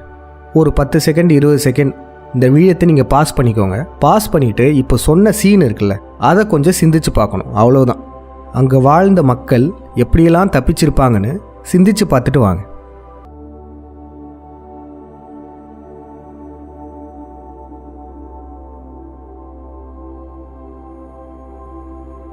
எல்லாரும் இப்போ நம்ம சொன்ன சீனை அப்படியே சிந்திச்சிருப்பீங்கன்னு நினைக்கிறோம். இதில் உங்களுக்கு விடை தெரியலாம், இல்லை தெரியாமல் கூட போகலாம். ஆனால் இதில் நீங்கள் கொஞ்சம் நல்லா கவனித்து பாருங்களேன். இதை நீங்கள் சிந்திக்கும் போது இயல்பாகவே மேலே பார்த்து யோசிச்சிருப்பீங்க. இன்னும் சொல்ல போனால் நீங்கள் எந்த ஒரு விடயத்தை சிந்திச்சாலும் கற்பனை பண்ணாலும் உங்கள் மனமானது நேராக உங்கள் புருவ மத்திக்கிட்ட போயிடும். சரி, இப்போ இன்னொரு விடயம், இதை நீங்களே யோசிச்சு பாருங்கள். நீங்கள் ரொம்ப கவலைப்பட்டிருப்பீங்களே, அப்படி கவலைப்பட்டுட்டு இருக்கும்போது உங்கள் உடம்புல ஒரு அழுத்தம் வரும். அது எந்த இடத்துல அழுத்தம் வரும்னு கவனிச்சிருக்கீங்களா? சரியாக உங்களுடைய நெஞ்சு பகுதிக்கிட்ட அழுத்தம் வரும். கவலைப்படும் போது மட்டும் இல்லை, நல்லா மகிழ்ச்சியாக இருக்கும்போது கூட உங்களுடைய நெஞ்சு பகுதிக்கிட்ட ஒரு அழுத்தம் இருக்கும். வேறு ஒன்றும் இல்லைங்க, உங்களின் கவனமானது அங்கே போகுது. இன்னும் சொல்ல போகணுன்னா உங்களின் மனமானது கீழே இறங்கி அந்த இடத்துல இருக்குது. இதுக்கு முன்னாடி என்ன பார்த்தோம்? நீங்கள் சிந்திக்கும் போது இயல்பாக உங்களின் மனம் மேல் நோக்கி செல்லும். நீங்கள் கவலைப்படும் போது, இல்லை மகிழ்ச்சி அடையும் போது, இல்லை காதல் வயப்படும் போது உங்களின் மனமானது உங்கள் நெஞ்சு பகுதிக்கிட்ட போகும். சரி, அதுக்கப்புறம் உங்களுக்கு காம உணர்வு எழும்போது இயல்பாகவே உங்களின் மனமானது, அதாவது உங்களுடைய கவனம் எங்கே செலுத்தப்படுது? கீழே செலுத்தப்படுது. அதாவது இயல்பாகவே உங்களின் மனமானது கீழ் நோக்கி செல்லும். இதுதாங்க, வேற ஒன்றுமே இல்லை. இது உங்களுக்கு நல்லாவே தெரிஞ்சிருச்சுன்னா இந்த சிற்றின்பம் பேரின்பம்னா என்னன்றது நீங்கள் ஈஸியாக கண்டுபிடிச்சிடலாம். அதாவது இங்கே நம்ம சிந்தனை செய்யும் போது என்ன நடக்குதுன்னா, இயல்பாகவே நம்ம மனமானது, நம்மளுடைய கவனமானது மேல் நோக்கி செல்லும். ஒரு சில சமயம் திடீர்னு ஆன்சர் கிடைக்கும், திடீர்னு ஸ்ட்ரைக் ஆகும்னு சொல்லுவாங்க பார்த்தீங்களா? நமக்கே தெரியாமல் ஆன்சர் கிடைச்சிருக்கும், அது கரெக்டாக இருக்கும். அது வேற ஒன்றும் இல்லை, இயல்பாகவே நம்ம மனம் மேலே செல்லுது. அப்படி நம்ம மேல் நோக்கி சிந்திக்கும் போது இயல்பாகவே நம்ம பிரபஞ்சத்துடன் தொடர்பு கொள்கிறோம். காஸ்மிக்லேருந்து நமக்கு ஆன்சர் கிடைக்குது, அவ்வளோதாங்க. நம்ம முன்னாடியே சொல்லிட்டோம், நம்ம மனமானது கடந்த கால நிகழ்வுகளை வச்சு தான் எண்ணங்களை உருவாக்கும். அதுக்கு புதுசாலாம் உருவாக்க தெரியாது.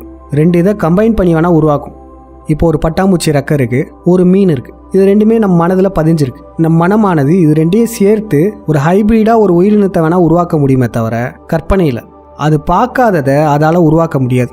அப்போ நம்ம ஒரு விடயத்தை நம்ம சிந்திக்கும் போது இயல்பாகவே நம் மனமானது மேல் நோக்கி சென்று பிரபஞ்சத்திடம் தகவலை பெற்று கீழே வந்துடுது, அவ்வளோதான். இப்போ நம்ம குண்டலினி சக்தி எழுப்புனதுக்கப்புறம் இன்னும் நம்மளுடைய ஆண்டனா ஸ்ட்ராங்காக இருக்கும். இன்னும் சுலபமாக நம்மளால் பிரபஞ்சத்திலிருந்து நமக்கு வேண்டியதை பெற்றுக்கொள்ளலாம். ஆனால் நம்ம பெரும்பாலான நேரம் நம் மனதை மேல் நோக்கி கொண்டு செல்லவே மாட்டோம், அதாவது சிந்திக்கவே மாட்டோம். பெரும்பாலான நேரம் கீழ் நோக்கியே தான் கொண்டு செல்கிறோம்.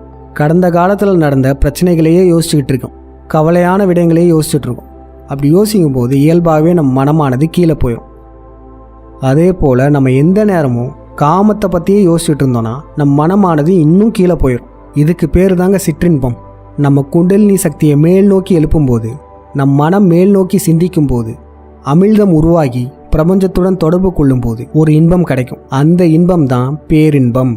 அதனால் இனிமே நம்ம எல்லாருமே முடிஞ்ச அளவு மேல் நோக்கி சிந்திக்க ஆரம்பிக்கணும். நம் சித்தர்கள் அனைவருமே அவங்களுடைய மனதை மேல் நோக்கி கொண்டு சென்றதுனால தான், அதாவது சிந்தித்ததுனால தான் பிரபஞ்ச ஆற்றலின் மூலமாக பல விடயங்களை கண்டுபிடிச்சிருக்காங்க. சிற்றின்பம் கொஞ்ச நேரத்துக்கு தான் இருக்கும். அதே போல அதிகப்படியாக உங்களின் மனதை கீழ் நோக்கியே கொண்டு போனீங்கன்னு வச்சுக்கோங்களேன், அதிகப்படியாக காமம் சார்ந்த விடயங்கள்ல ஈடுபடுறீங்கன்னா பல இன்னல்களுக்கு ஆளாவீங்க. ஒரு சிலர் என்ன பண்ணுவாங்கன்னா, நான் குண்டலினி சக்தியை எழுப்பிட்டேன், நான் என்ன கேட்டாலும் கிடைக்கும், ஏன்னா நான் பிரபஞ்சத்தோட நேரடி தொடர்பில் இருக்கேன் அப்படின்னு சொல்லிட்டு அவங்க காமம் சார்ந்த விடயங்களை ஈர்க்க ஆரம்பிப்பாங்க. ஆனால் அவங்களுக்குமே தெரியல, அவங்க என்னதான் பிரபஞ்சத்துடன் தொடர்பில் இருந்தாலும் காமம் சார்ந்த எண்ணங்களை அவங்க நினைக்கும் போது இயல்பாகவே அவங்க மனமானது கீழ் நோக்கி செல்லும். அங்கே பிரபஞ்சத்தோடு இருக்க தொடர்பு கட்டாயிரும். காமம் சார்ந்த எண்ணங்கள் மட்டும் இல்லை, நீங்கள் என்ன தீய எண்ணங்கள் கொண்டாலுமே உங்களின் மனமானது கீழ் நோக்கி தான் செல்லும். இந்த மாதிரியான விடயங்களுக்கெல்லாம் குண்டலினி சக்தியை பயன்படுத்த நினைச்சிங்கன்னா உங்களுக்கு தான் நேர விரயம். அது மட்டும் இல்லை, நீங்கள் ஆன்மீகத்தில் எவ்வளோ முன்னேறி இருந்தாலும் திருப்பி பழைய நிலைமைக்கு கொண்டு போயிடும். உங்களுடைய மனமானதை மேல் நோக்கி செலுத்தி நீங்கள் பிரபஞ்சத்துடன் கனெக்ட் ஆவீங்க பார்த்தீங்களா, அப்போ வரக்கூடிய இன்பம் பேர் தான் பேரின்பம். உங்களின் மனமானதை கீழ் நோக்கி செலுத்துவீங்க பார்த்தீங்களா, அப்போ வரக்கூடிய இன்பம் பேர் தான் சிற்றின்பம். இப்போ நீங்கள் எல்லோரும் என்ன பண்ணலான்னா, தினமும் ஒரு அரை மணி நேரம்னாச்சும் ஃபோன்லாம் ஆஃப் பண்ணிவிட்டு தனியாக உட்காந்து சிந்திங்க. சிந்திக்கிறதுனா பழைய பிரச்சனைகளை நினைக்கக்கூடாது, அதுக்கான சொல்யூஷன் என்னென்னு சிந்திங்க. இப்போ எடுத்துக்காட்டுக்கு, வீட்டில் ரொம்ப வறுமையாக இருக்குது, பொருளாதாரம் இல்லை, வறுமையாக இருக்குன்னு சிந்திக்கக்கூடாது. நீங்கள் அதை பற்றி யோசிக்கும் போது உங்கள் மனமானது கீழே தான் போகும். நீங்கள் என்ன சிந்திக்கணும்னா, அந்த வறுமையை எப்படி சரி பண்ணலாம், எப்படி பிரச்சனையை சரி பண்ணலான்னு சிந்திக்கும் போது தான் மனமானது மேலே போகும். அதற்கான விடை உங்களுக்கு கிடைக்கும். வீட்டின் வறுமை மட்டும் இல்லை, உங்கள் உடம்புல இருக்க நோயாக இருக்கலாம், வேறு எதுவாக வேணாலும் இருக்கலாம். நீங்கள் சிந்திக்கும் போது அதற்கான பதில் உங்களுக்கு கிடைக்கும். இப்படி நீங்கள் தினம் குறைந்தபட்சம் ஒரு அரை மணி நேரம்னாச்சும் சிந்திக்கும் போது உங்களுடைய அன்றாட வாழ்க்கையில் இருக்கும் பிரச்சனைகளே சால்வ் ஆகும். அதனால் நம் அனைவரும் முடிந்த அளவு எந்நேரம் மனதை கீழ் நோக்கியே கொண்டு செல்லாமல் ஒரு நாளில் கொஞ்ச நேரம்னாச்சும் மேல் நோக்கி கொண்டு செல்லணும். ஆன்மீகத்தில் உயர்ந்த நிலைக்கு செல்லணும்னு நினைக்கிறவங்க அதிக நேரம் சிந்திக்கலாம். இப்போ நம்ம சித்தர்ன்னு சொல்கிறோம் பார்த்தீங்களா, சித்தர்கள் அனைவருமே அதிக நேரம் மேல் நோக்கி சிந்திப்பவர்கள் தான். இந்த வீடியோத்தில் சில முக்கியமான பயிற்சிகளை சொல்லியிருக்கோம். சொன்ன பயிற்சிகளையும் தவங்களையும் முறையாக நீங்கள் தினம்தோறும் செய்யும்போது நீங்கள் அனைவருமே ஆன்மீகத்தில் அடுத்த கட்ட நிலைக்கு சென்றுடுவீங்க. அடுத்த பகுதியான மனம் பகுதி 8, அந்த பகுதியில் உங்களுடைய கேள்விகள் அனைத்திற்குமே பதில் சொல்லப்படும். மனம் சார்ந்த கேள்விகளாக இருக்கணும், நல்ல சிறந்த ஆக்கப்பூர்வமான கேள்விகளாக இருக்கணும். அந்த கேள்விகளெல்லாம் நீங்கள் கமெண்ட்டில் தாராளமாக கேட்கலாம். உங்களின் கேள்விகளுக்கெல்லாம் அந்த வீடியோத்தில் பதில் சொல்லப்படும். அது மட்டும் இல்லை, மனம் 7 பகுதி போட்டிருக்கோம். இந்த மனம் சீரீஸை பற்றின உங்களுடைய ஃபீட்பேக் வரவேற்கப்படுகிறது. இந்த மனம் சீரீஸை பற்றி நீங்கள் என்ன நினைக்கிறீங்க, உங்கள் வாழ்க்கையில் என்ன மாற்றம் நடந்துச்சு, இந்த சீரீஸ் எப்படி இருக்குது அப்படின்றதையும் நீங்கள் தாராளமாக ஒரு வாய்ஸ் மெசேஜாவோ இல்லை ஒரு வீடியோ ரெக்கார்ட் பண்ணி கூட 5ஆம் தமிழர் சங்கத்துக்கு நீங்கள் அனுப்பலாம். உங்களுடைய ஃபீட்பேக்கை, உங்களுடைய கருத்துக்களை போடுறதுனால இந்த மனம் சீரீஸை பார்க்காதவங்களுக்குமே இதன் மேலே ஆர்வம் வரும், அவங்களுமே விழிப்படைவாங்க. அதனால் உங்களுடைய ஃபீட்பேக்கை தாராளமாக இந்த நம்பருக்கு சென்ட் பண்ணலாம். ஆடியோ மெசேஜாகவும் அனுப்பலாம், இல்லை ஒரு வீடியோவாக ஷூட் பண்ணி கூட அனுப்பலாம். மீண்டும் அடுத்த வீடியோத்தில் சந்திப்போம். நன்றி, வணக்கம்.